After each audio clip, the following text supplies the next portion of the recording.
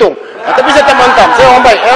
Saya nak beritahu yang Muhammad, sekarang ni, kalau kita nak buat belanjawan, kita kena buat belanjawan ikut kaum. Kita tak boleh buat belanjawan apa tu. Kita tak boleh buat belanjawan tanpa memikirkan tentang kepentingan kaum. Saya bagi contoh yang Muhammad. Pada tahun apa tu, pada 19 apa tu, pada 2019 peruntukan yang dibagi ialah Melayu 500, Bumiputera 555 juta, Cina 80 juta, India 50 juta. Tapi 2020 Cina 100 juta, Bumiputera 455 juta, India 20 juta. Mana boleh kurang kepada kaum India? Mereka sangat memerlukan bantuan. Daripada 50 juta tinggal 20. Dalam PH sendiri, MP India diketepikan. Tapi MP lain dibagi keutamaan. Cuba tengok beberapa orang ahli parlimen orang India. Tak dibagi apa-apa jawatan. Muhammad, saya minta laluan yang Muhammad. Jangan, tak boleh lagi. No, itu fakta tak betul yang Muhammad. Fakta itu tak betul.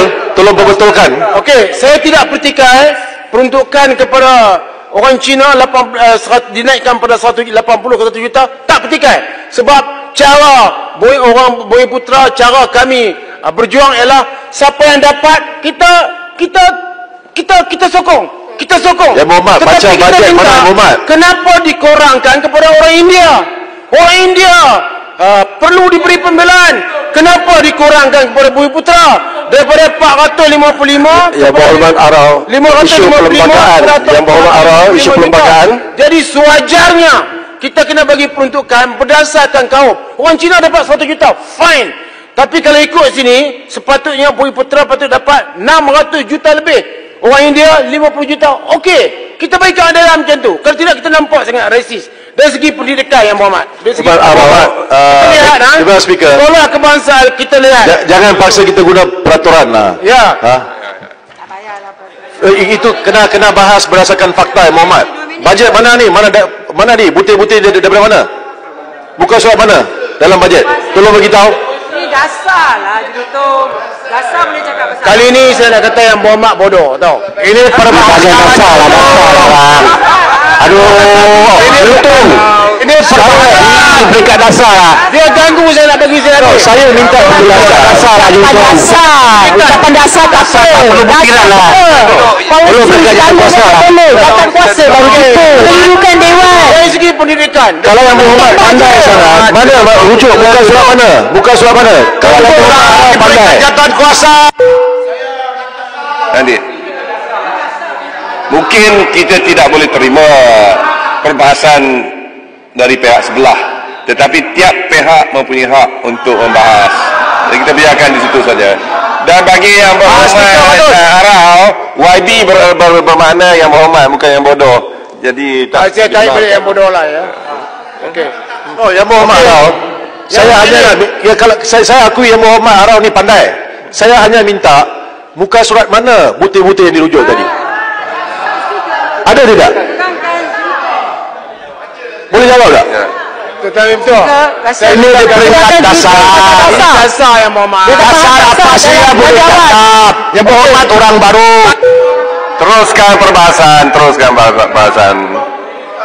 Kita ikut peraturan berkali-kali. Saya dan Timbalan Speaker telah berkata, ikut peraturan apabila seorang itu bercakap, kalau tidak diberi laluan, jangan bercakap, jangan berbahas, kecuali diberikan laluan. Kalau tidak, tak dapat kita kawal dengan rapi. Ya, silakan. Saya tidak bagi laluan. Yang Muhammad, kita bantuan yang diberi kepada sekolah membalik, sekolah Tamil, sekolah Cina, sekolah kebangsaan, saya setuju.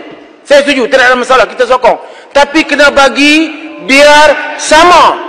Jangan bila kita bagi kepada sekolah kebangsaan, kita lihat, kalau didasarkan kepada jumlah sekolah, kita hanya dapat dalam 30,000. Tapi sekolah-sekolah lain setengahnya dapat sampai 200,000. Kita nak keadilan supaya supaya semua sekolah dibagi yang sama. Kemudian kita lihat dalam dalam bajet ini yang Muhammad, dia sebut kesamaan. Ya, ni segamat. Boleh, segamat minta laluan. Boleh. Terima kasih. Saya dengar ucapan Arau tadi mengenai khususnya keprihatinan kepada masyarakat India tu saya alu-alukan walaupun di peringkat dasar. Saya nak tanya pandangan Arau. Sintek ataupun cukai haram ni hampir lebih kurang 6 hingga 7 bilion dikutip daripada gambling ataupun perjudian dan juga minuman arak, khususnya yang dibayar oleh masyarakat bukan Islam. Arau bersetuju tak kalau 10% daripada cukai haram yang dikutip ini diberikan kembali kepada masyarakat ni untuk menyelesaikan masalah mereka, masalah sosial, masalah gangsterism dan juga sebagainya? Saya nak minta pendapat Arau. Ini boleh dipertimbangkan oleh Menteri Kewangan. Ya, jadi Yang Muhammad, terima kasih Arau. Saya kira tidak ada masalah tentang perkara itu. Tetapi tajuk bajet ni dia sebut perkataan kesaksamaan. Komunis. Dia patut sebut keadilan. You boleh tengok tajuk bajet ni ialah dia sebut perkataan kesaksamaan. Patutnya dia sebut keadilan. Ini bahaya ketum ni, bahaya ketum. Ini bukan sama rata sama rasa, Pak. Ini ialah keadilan. Orang B40 kena dibagi keadilan. Kalau kita main sama rata sama rasa. Jadi yang kaya pertama kaya, yang miskin pertama miskin.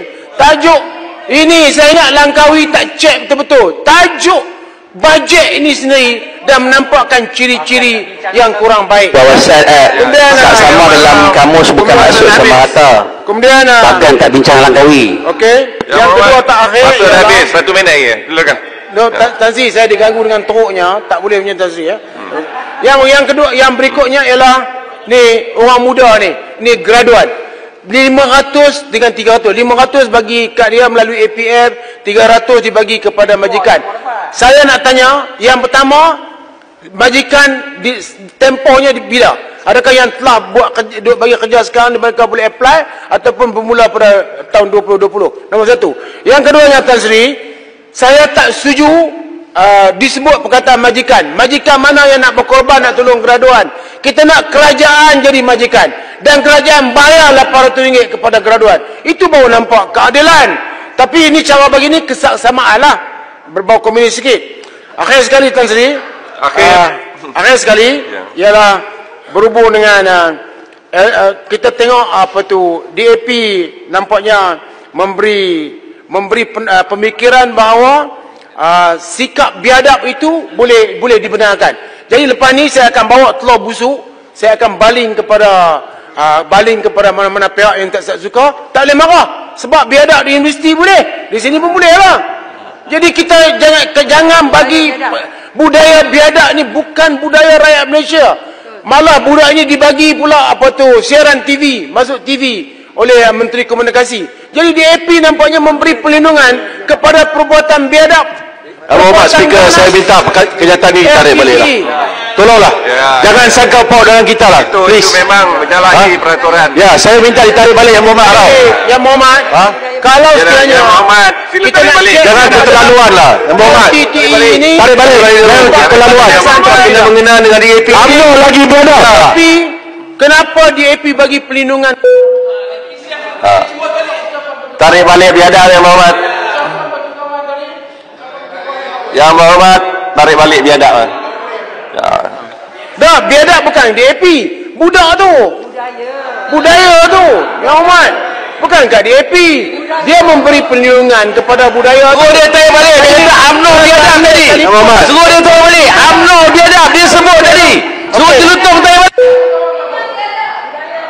Baiklah. Masa dah tamat. Sila duduk.